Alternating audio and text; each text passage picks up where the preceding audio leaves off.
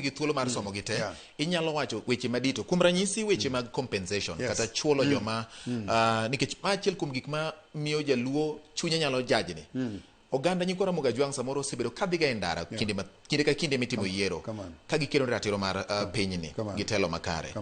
Wach mar chulo joma ne oyudore e midhierogi okete kidieny machalo nade? Wacho ni siling bilion 2 oketi. Bilion 2 no nuchope nade? Kopogore kod mano nitiere joma nowito jogi gi nitiere joma nohinyore. Ji ariyogi idwa ketgi machalo nade? Ing'eyo penjo no en penjo maleo kabisa. Anyalo paro kane wachako process mar public participation nikech mandate wa includes the jopiny mondo wapenji gin giparo nang'o e MOU mano bedo signed ni. Nwachako gi Luo Nyanza, gwengewa counties wa 4. Mano counties mag Kisumu, wadhi Migori, wadhi Homa Bay, watieko gi Siaya. Mano leg mar Luo Nyanza.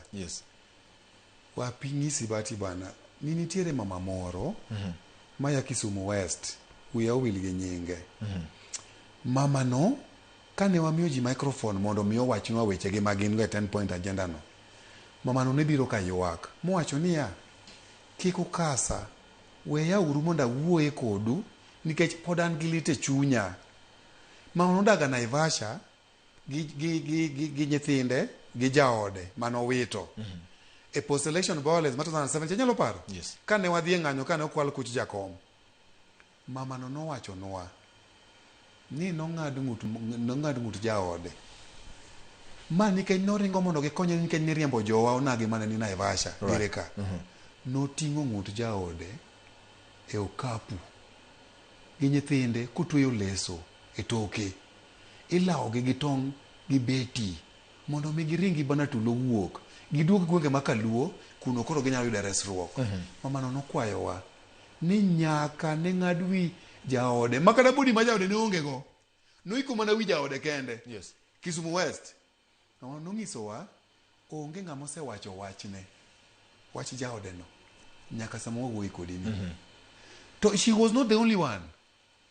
Victims mag post election violence osebedo ka nitiere since time immemorial.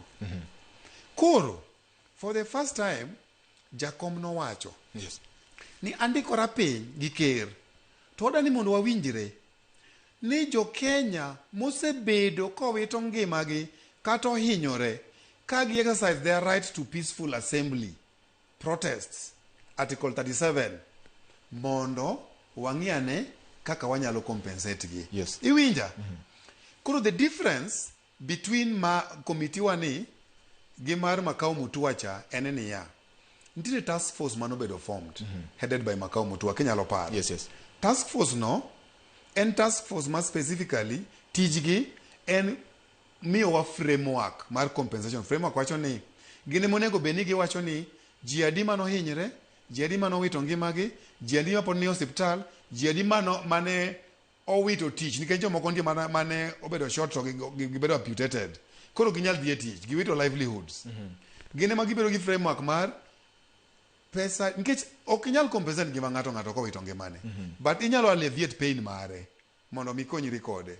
Koro jiker nowacho kawuono ni oyudo report maro mane wamiye.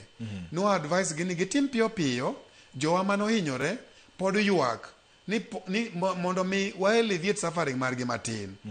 Mondo mi oketnie gimoro matin e agulu mondo mi Makau Mutua task force cha obi gi framework nikech nosemigi list mag victims. Gichak gi 2017 ka gibiro mbele koni. Why not 2013 or 2020?